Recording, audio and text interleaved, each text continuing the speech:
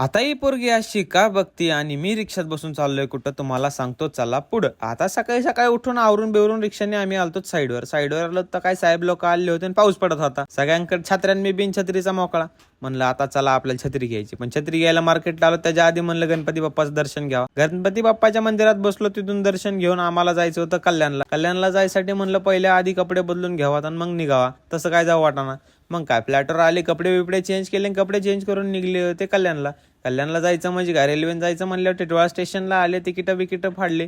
Ticket फाडून रेल्वेने कल्याणला आलो तर तिथं आमचं होतं एस्केलेटर. मग काय बूट पुसाई यंत्र होतं तिथं. मग काय घेतले बुट पुसून आपण तिथं. बुट पुसून घेतले, वर तोंड केलं आणि निघले पुढं निघले तर तवा ह्या दिद्या मला तिथं दिसल्या होत्या. म्हणल्या असत्या काय ही येडे चाळी करते, नुसते व्हिडिओ काढते आणि काय करते.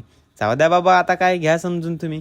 आता मी होतो 2 रेल्वेच्या मध्ये उभा, आपलं रेल्वेत उभा होतो, पण म्हणलं इथून जर मी खाली पडलो तर लय लागन, त्यामुळे आतमध्ये होऊन मी चाललो होतो घरी. आता इथून पुढचे असेच ब्लॉग बघण्यासाठी फॉलो करा. Bye bye.